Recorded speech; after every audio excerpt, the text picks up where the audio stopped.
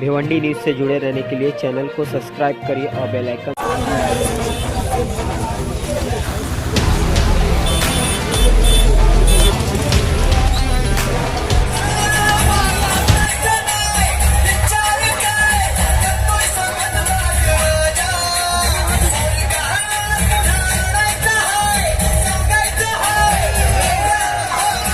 की खिदमत में पहले सीनियर बाजा को पेश कर रहे हैं जितेंद्र अवार्ड साहब पेश कर रहे हैं।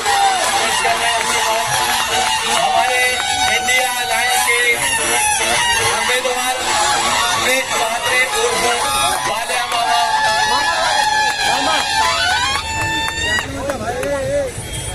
शोएब खान साहब के सुरेश महात्रे साहब को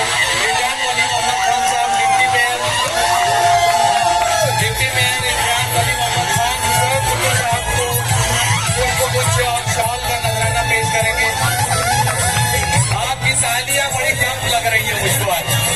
जोरदार तालियां। रहमतुल्लाह बरकात। मैं भी सब कुछ सीख गया।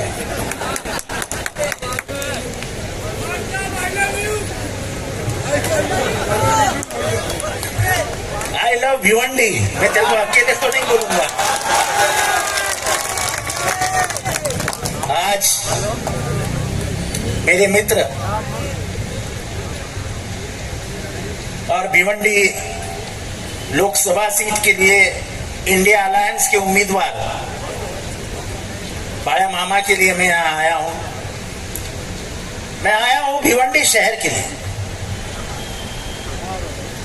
क्योंकि भिवंडी शहर का के तकदीर में क्या लिखा है और हम क्या लिखने जा रहे हैं, वो हमारी जो मनीषा है, मनोकामना है, वो पूरी करने के लिए हमने बाया मामा को लाया।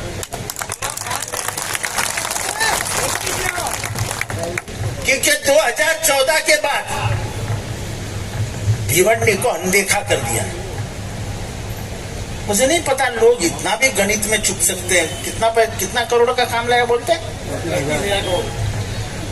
मैं जिंदगी में राजनीति छोड़ दूंगा कि 35 नहीं 3,500 करोड़ रुपए का काम बता दिया।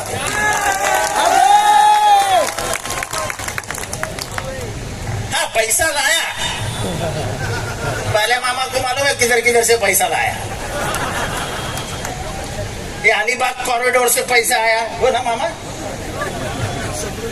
समृद्धि से पैसा लाया, बुलेट ट्रेन से पैसा लाया। प्रोजेक्ट मालूम थे कौन सा प्रोजेक्ट किधर से जाने वाला है।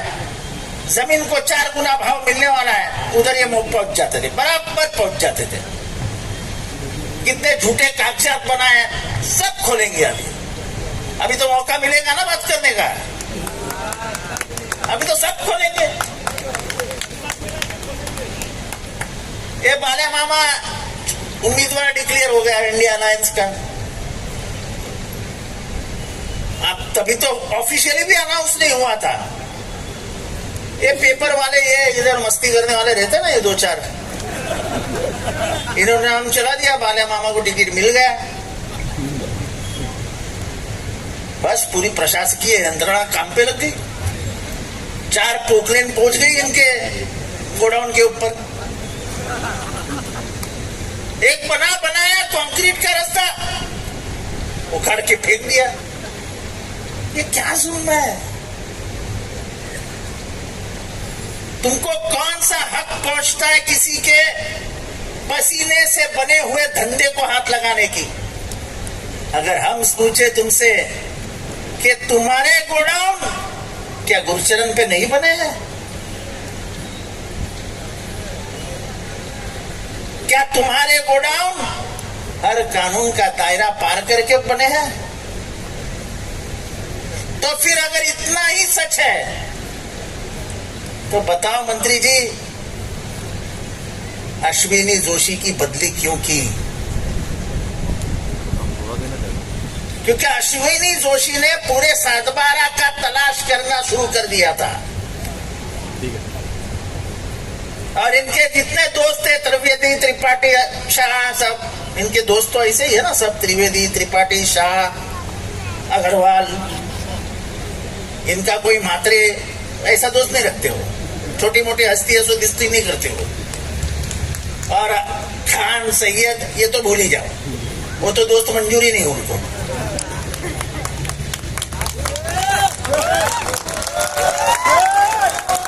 तो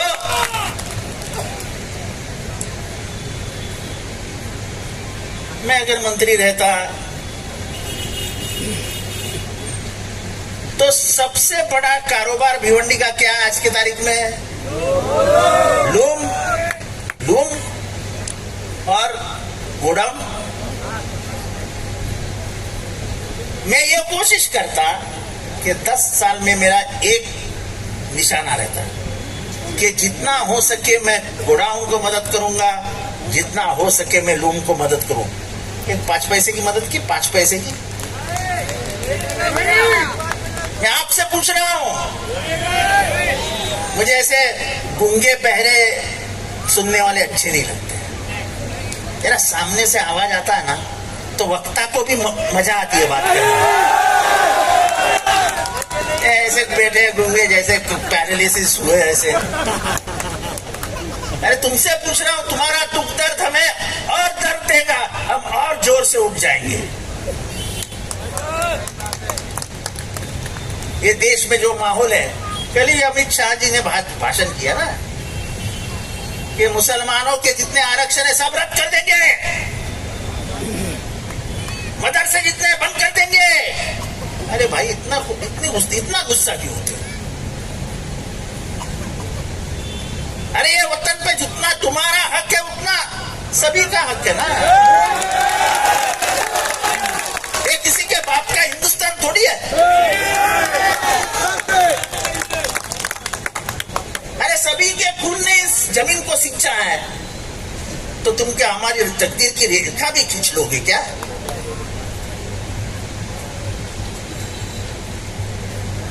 जब आदमी काम नहीं करता वो फितने लगाने की कोशिश करता है, हिंदू मुसलमान हिंदू मुसलमान हिंदू मुसलमान हिंदू मुसलमान। क्या बताएंगे?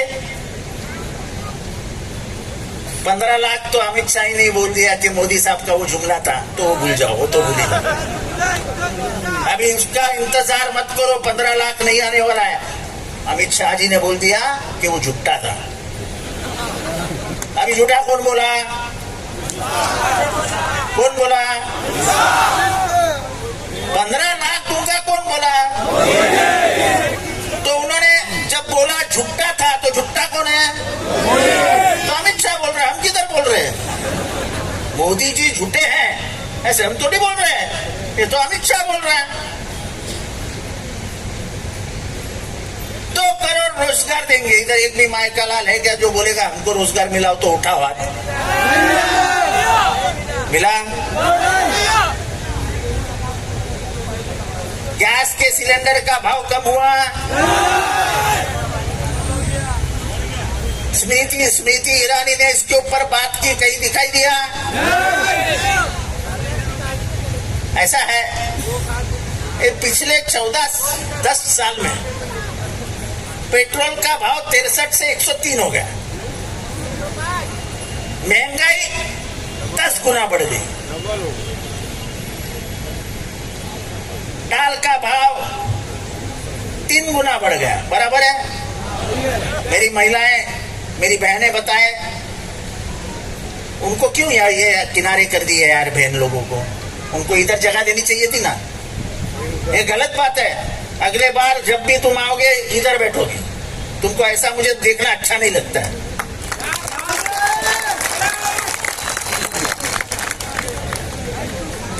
तो सत्ताधारी करके जब सत्ताधारी पक्ष काम करता है तो उन्होंने पिछले जमाने में जो वायदे किए थे वो पूरे करते हुए नजर आने चाहिए। एक भी वायदा पूरा नहीं किया। तो ये बात तो बिल्कुल सच है कि आंदोलन में उनका कोई हाथ नहीं पकड़ सकता है। और हमने ये गलती कर दी कि हमको उसको सत्ता में ला बिठाया। हमारे कांग्रेस वाले, हमारे राष्ट्रवादी वाले, हमारे शिवसेना वाले, हमारे समाजवादी वाले, हम लोग स्मृति ईरानी की इतनी अच्छी एक्टिंग नहीं कर सकते। वो कैसी लेके आती थी सिलेंडर और रास्ते पे बैठ जाती थी, कैसे कैसे कैसे बात करती थी। इसलिए स्मृति ईरानी विरोधी पक्ष में ही अच्छी है, सत्ता में जाती है तो बदल जाती है। तो इसलिए आपकी जिम्मेदारी है कि उनको सत्ता पक्ष में न रखते हुए विरोधी पक्ष में लाके रखो तो अच्छा काम करते हैं। रास्ते पे आते हैं, आंदोलन करते हैं, और जो सत्ताधारी पक्ष है उसको सीधे रास्ते पे चलने के लिए मजबूर कर देते हैं। आज देश के हालात क्या है? ये लोकसभा की इलेक्शन है। मैं ये टोरेंट, ये मामूली बातें हैं, ये बालिया मामा ऐसे करके छुड़वा देगा। बात देश के ऊपर होनी चाहिए। उत्तर प्रदेश पे में रूरल किसके ऊपर चढ़ाए गए उसकी बात होनी चाहिए। दिल्ली के दंगों के बाद किसके घर तोड़ाए गए उसके ऊपर होनी चाहिए।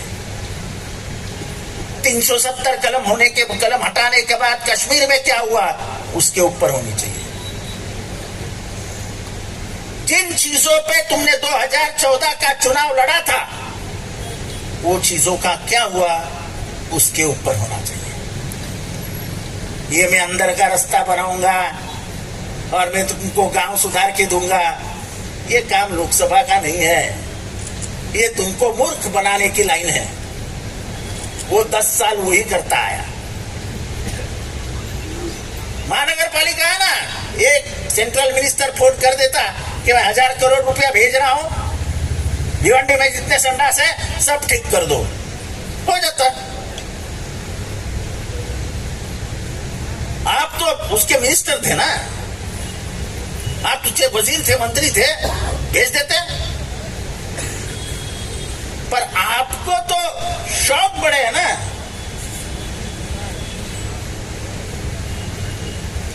यहां पे जितनी भी इंडस्ट्रीज है आजू बाजू में, इतनी इधर उधर से हफ्ता कौन वसूल करता था उसका नाम बताओ। हंसते मत बोलो यार, हिम्मत है तो जोर से। कपिल पाटिल नहीं वसूलता था, वो सुगुडान है। ये लोगों असली नाम बाहर आया। कपिल पाटिल का नाम लेके उसको बदनाम मत करो, वो अच्छा है। लेकिन जो गैंग वो पालता है वो बहुत बुरी है। स्कॉर्पियो बेटा, अरे ले लो, तुम भी मिले तो ले लो स्कॉर्पियो, कोई बुरा नहीं होगा। जिसके घर में पैसा है उसके घर में से 2 नोट उठाई तो कुछ बुरा नहीं होता। और पैसा उसके मेहनत का होता तो मैं आपको गाली देता। ये तो तुम्हारे से ही जमा किया हुआ पैसा घर में रखा है।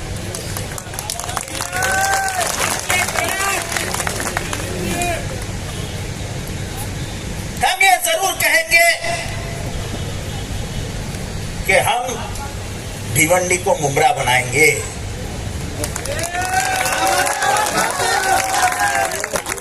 मुमरा बदला कि नहीं बदला?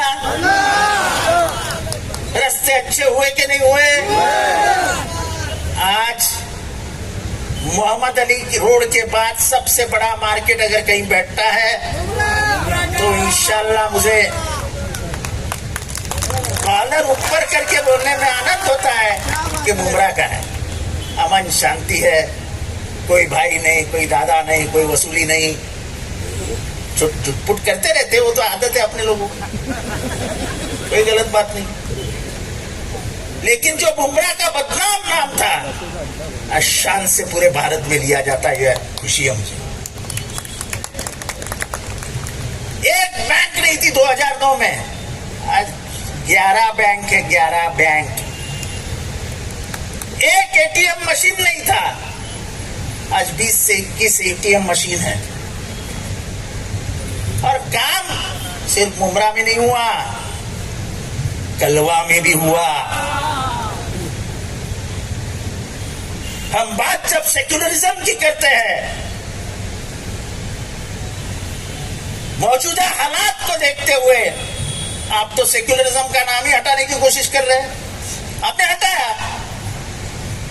जब पर्चियां बांटी गई थी नए संसद भवन में, जब उन्होंने कॉन्स्टिट्यूशन का पहला पन्ना बांटा तो उसमें से सेक्युलरिज्म का नाम ही निकाल दिया था। जब बवाल खड़ा हुआ तो फिर जाके बोला प्रिंटिंग मिस्टेक हो गई। इनके दिल में जो है वो प्रिंटिंग मिस्टेक थी, क्योंकि ये इस देश को सेक्युलर रखना नहीं चाहते। मेरी महिलाएं यहाँ पे बैठी है,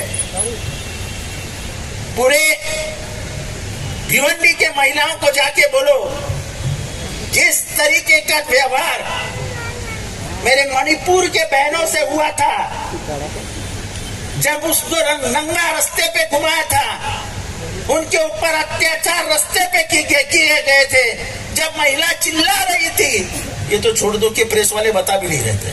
आपको नहीं बोल रहा हूं, गलत मत लेना, लेकिन बड़े बड़े प्रेस वालों गायब हो गए। ये देश इंदिरा गांधी का देश है। एक औरत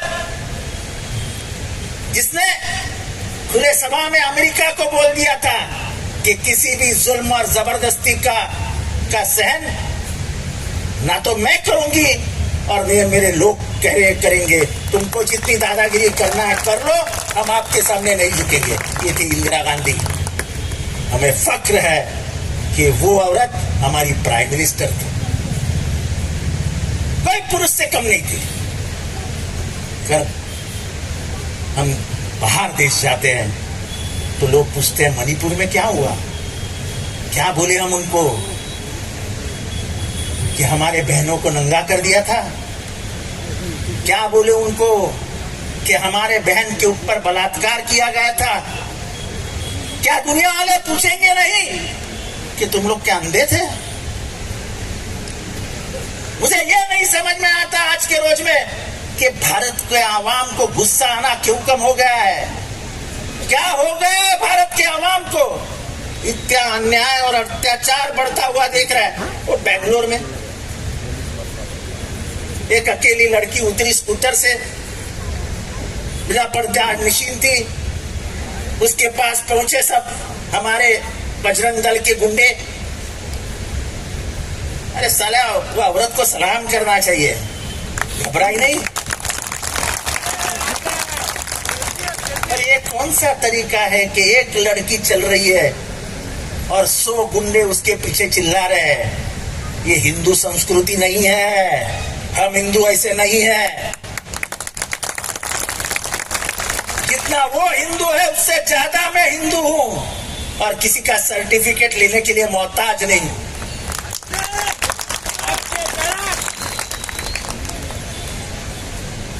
तुम क्या करना चाहते हो इस देश में? कल परसों किधर ब्लास्ट हुआ, 2 आरोपी पकड़े गए, दोनों कर्नाटक के थे। यानी बम ब्लास्ट तुम लोग करने का और आस्ते से सुई धकेल देने की उसकी तरफ। दोनों पकड़े गए, दोनों कर्नाटक के ऊपरी कास्ट के, ऊपर कास्ट है ना हमारी एक अपर कास्ट, उसके संबंधित लोग पकड़े गए। ये कैसे होता है? मोदी जी को ये टोपी पहना गई, किधर कोई हमारी टोपी, ये टोपी इधर, टोपी ना, ये टोपी मैं तो ऐसी ही पहन लेता हूं।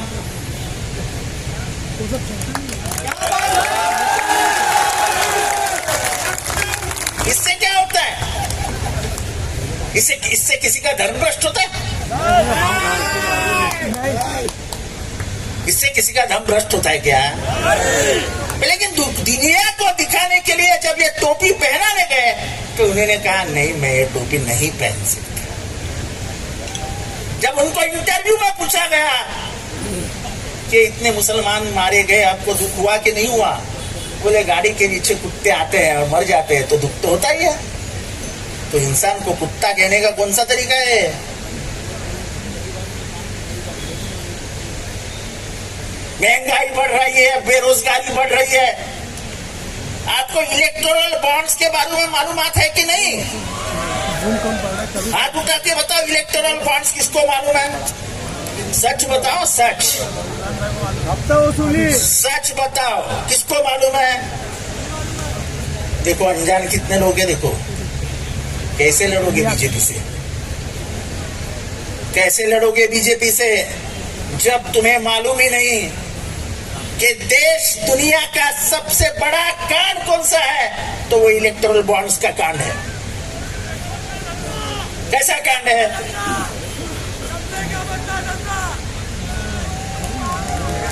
कैसा कांड है ये?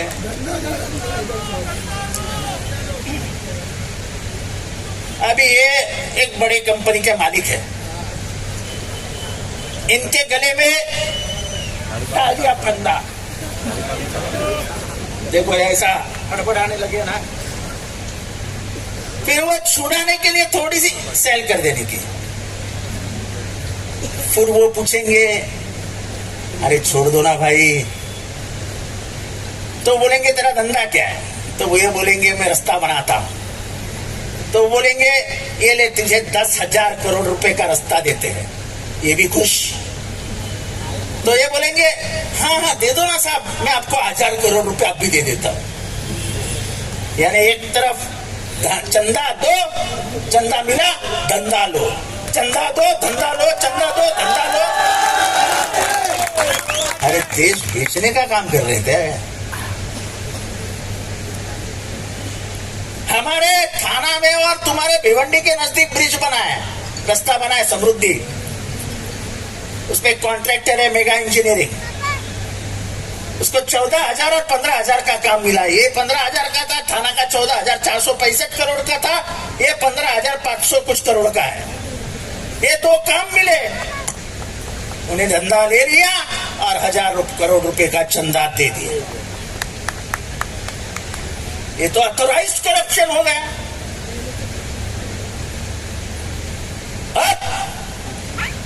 मुलाकात देते हैं तो मोदी जी कहते हैं हमने कैसे ट्रांसपेरेंसी रखवाई थी, ये देखो।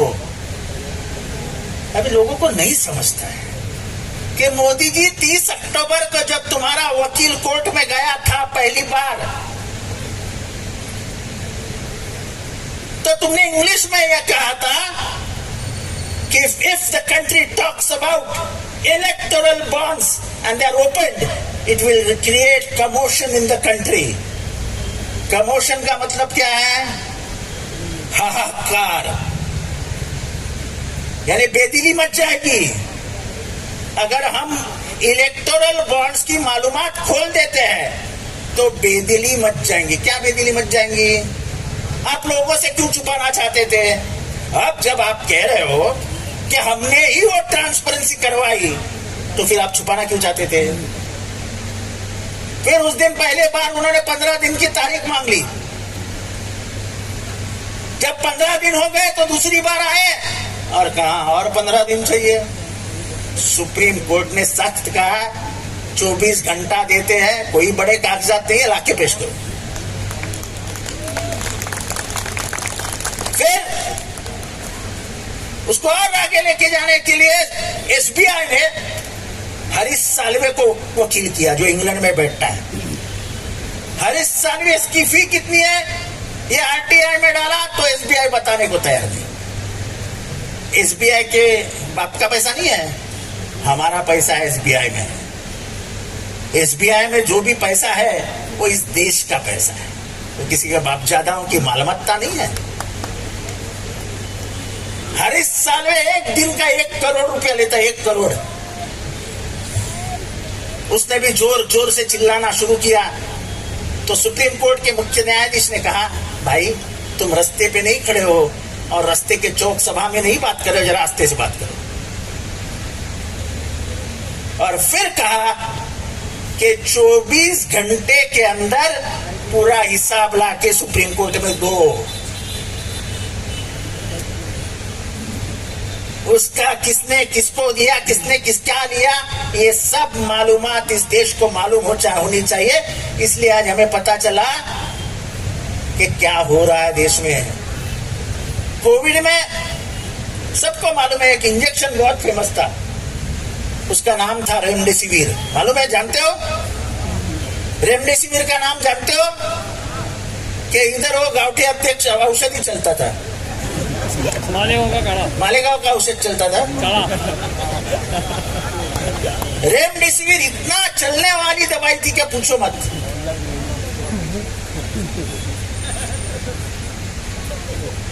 वर्ल्ड हेल्थ ऑर्गेनाइजेशन ने कहा कि इसको बंद कर दो, ये जानलेवा है। और भी कुछ हॉस्पिटलों ने कहा कि इसके अंदर फंगस है, बैक्टीरिया है, इससे मौत हो सकती है, मौत हो रही है। सुने नहीं। गुजरात के फूड एंड ड्रग एडमिनिस्ट्रेशन ने, एफडीए जिसको बोलते हैं, कोई केमिस्ट है क्या? केमिस्ट, उसको मालूम है एफडीए क्या होता है। उन्होंने उसको परमिशन दे दी और अब पता चलता है हजारों मौत होने के बाद कि वो मौत के जिम्मेदार रेमडेसिविर थी। और रेमडेसिविर देने के लिए इलेक्टोरल बॉन्ड्स में कितना पैसा दिया गया? 85 करोड़ रुपीस, 85 करोड़ रुपया इलेक्टोरल बॉन्ड्स को दिया गया। तो तुम्हारे मौत के जिम्मेदार होने के नाते तुम्हारी मौत की फिक्र नहीं थी उनको 85 करोड़ रुपए की फिक्र थी जो उनको मिलने वाले थे। इंसानियत कहीं है? पूरे गुजरात मॉडल लेके आएंगे। 10 साल में गुजरात मॉडल तो आया नहीं है, लेकिन उड़ता गुजरात दिखा दिया। आज सबसे ज्यादा ड्रग्स गुजरात में पकड़े जाते हैं। 3000 करोड़, 4000 करोड़ ये ड्रग्स कहां से आते हैं और फिर गुजरात में ही क्यों उतरते हैं? क्योंकि गुजरात में आज ड्रग्स को प्रोटेक्शन देने वाली गवर्नमेंट बैठी है। इतने ज्यादा तादाद में ड्रग्स कोई लाने की हिम्मत नहीं करेगा जब तक उसको गवर्नमेंट का प्रोटेक्शन नहीं रहेगा। 3000 करोड़ के ड्रग्स। और भाइयों और बहनों, मैं आप सभी लोगों से गुजारिश करूंगा कि हम इंडिया अलायंस में काम कर रहे हैं। अब ये जो बैनर है ना, ये बैनर बदलना पड़ेगा। आज से इधर कोई भी पर्सनल नाम नहीं रहेगा। इंडिया अलायंस के उम्मीदवार बाड़ा मामा म्हात्रे रहेंगे। फोटो में शरद पवार, सोनिया गांधी, उद्धव ठाकरे, मुलायम सिंह यादव, अखिलेश यादव, फिर हमारे आपके नेता केजरीवाल, ऐसे सब लोगों के फोटो लगाओ। हमको हम एक है, ये दुनिया को दिखाओ। आपसी झगड़े में हम भारत की बर्बादी नहीं चाहते। हमने सुना है कुछ लोग पैसे बांट रहे हैं। मुझे ये मालूम है कि मुसलमान ईमान नहीं बेचता, और जो ईमान बेचता है वो मुसलमान नहीं होता। ये चुनाव ऐसा है कि ये लड़ाई उसूलों की है। ये लड़ाई भारत जिंदा रहेगी कि नहीं इसकी है। ये लड़ाई जमहूरियत जिंदा रहेगा कि नहीं उसकी है। अगर भारत के संविधान को मिटने की बात हो रही है और आप किसी से 5000 और 10,000 और 3 लाख और 1 लाख ले रहे हो, तो आपके जैसा बेशर्म आदमी अल्लाह ऊपर से देख रहा है। जन्नत तो छोड़ दो, क्या बोलते हो उसको, जहन्नम, जहन्नम में भी नस्ल नहीं होगा। अल्लाह कोई गलत जगह ढूंढ लेगा तुमको भेजने के लिए कि जब वक्त तुम्हारे मिट्टी को बचाने का आया, तुम्हारे वतन को बचाने का आया, तब तुमने उंगली खराब करके ली। तुमको जहन्नम में जगह नहीं है, जन्नत तो छोड़ी दो। ऐसे कुछ लोग हैं और मैं ऐसा मुंहफट आदमी हूं कि और 10 दिन में अगर ये हरकतें बंद नहीं हुई तो आप उसकी सुपारी लेके किसी और का नाम ले रहे हो तो तुम मुसलमान विरोध में काम कर रहे हो। ध्यान में रखो, हम हमारी जान हथेली पे लेके जितेंद्र आव्हाड पिछले 30 सालों से जान हथेली पे लेके खेल रहा है। धमकियां तो हर दूसरे दिन आती है। घर के ऊपर हमलावर आके भी गए, पकड़े गए, लेकिन जब हक की बात आती है तो जितेंद्र आव्हाड कभी एक कदम भी पीछे नहीं जाता है। उत्तर प्रदेश के अधिकारी आके बैठे थे 3 महीने पहले कि मुमरा में धर्मांतरण हुआ है और बहुत ज्यादा हुआ है। मैं दूसरे घंटे कूद गया, बोला एक नाम बताओ। जैसा ही मैं कूद गया माहौल गर्म होने लगा। थाना पुलिस ने प्रेस कॉन्फ्रेंस ले लिया कि एक भी धर्मांतरण नहीं हुआ, क्योंकि सवाल पूछने वाला जगह पे खड़ा था। अकलियत के लिए लड़ने वाले सिर्फ अकलियत के नहीं होना चाहिए। ये देश सभी का है, सभी इसके मालिक है। हमें गंगा जमुना की तहजीब बचानी चाहिए। हम ना मुसलमानों को अलग छोड़ सकते हैं, ना हमारे दलित भाइयों को अलग छोड़ सकते हैं, ना हमारे ईसाई भाइयों को अलग छोड़ सकते हैं। हम चारों लोग ऐसे हाथ पकड़ के रहेंगे तब इस हाथ के बीच में भारत बचा रहेगा। अगर ये काम होता रहा तो 2047 का जो सपना तुम दिखा रहे हैं वो सपना ही रह जाएगा, तब तक देश टूट जाएगा। मैं तो हमेशा कहता हूं कि ईमानदारी किससे पूछे हो? मुसलमानों से। देश के प्रति प्यार है कि नहीं, उनसे सर्टिफिकेट मांगते हो? अरे 1947 में जब जिन्ना ने कहा कि तुम्हारे लिए पाकिस्तान बना है, तब इन्हीं लोगों ने कहा कि हम हिंदुस्तान में ही रहना पसंद करेंगे। और प्यार की दुनिया में कौन सी मिसाल हो सकती है? और प्यार की ऐसा है, 2-4 मुसलमानों ने कुछ किया तो सब मुसलमान उसका जिम्मा नहीं उठा सकते हैं। किसी एक काम का बदनाम करने के लिए किसी एक आदमी को खड़ा मत करो। मैं तो कहता हूं मैं कोविड से बच गया। पूरे कलवा मुमरा में मेरे लिए दुआ होती थी। कलवा मुमरा से मेरे बीबी को कम से कम दिन में 1000 फोन आते थे, और खास करके औरतों के आते थे कि बोलो साहब कैसे है। औरतें रोती थी मेरे बीबी के कान में। ये प्यार मुझे बचा के लेके आया, वरना मैं तो गया था। ये प्यार का मतलब हिंदुस्तान है। देश 5 कोस पे बदले पानी, 5 कोस पे बदले वानी।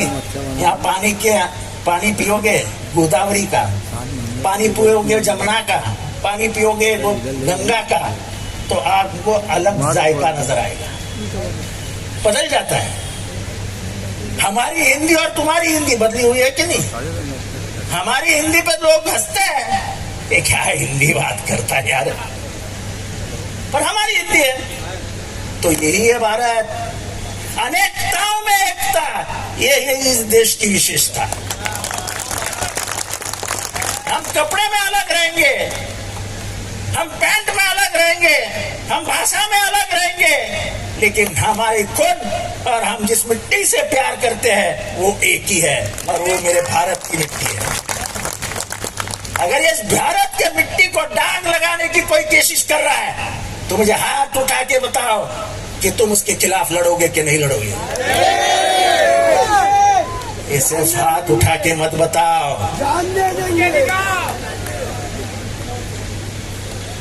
सुबह 7 बजे जब टेबल लगता है ना, मैं भी मुसलमान एरिया से आता हूँ, मेरा हल्का 40% मुसलमान है और 60% हिंदू है। सुबह 7 बजे जब वोटिंग टेबल लगता है ना, तो 8:30 के पहले कोई वोटर आता ही नहीं, क्योंकि हमारे लिए तो छुट्टी का दिन है ना। तो हम बीवी को बोल देते हैं रात को ही कि हम तो आज जरा आराम कर लेंगे, जरा घोष मंगवा लेना, अच्छा घोष बनवाना, बिरयानी बनवाना, हम दोपहर को खा के फिर वोटिंग को जाएंगे। फिर बीबी भी बेचारी क्या करेगी, अच्छी बिरयानी बनाती है, घोष का कोरमा बनाती है,